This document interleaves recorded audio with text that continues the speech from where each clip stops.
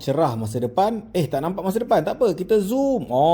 Nampaklah kot tu nanti kan. Flashlight ni punya murah memang boleh sangatlah dipertimbangkan. Bentuk dia bagi aku simple. Makin hari makin ganas Harga murah, kualiti dah mula boleh tahan. Dia ada features yang selalu sangat orang tanya aku. Contoh sekarang aku dah on, aku tolak je dia ke depan, dia jadi zoom. Ini yang kau nak kan?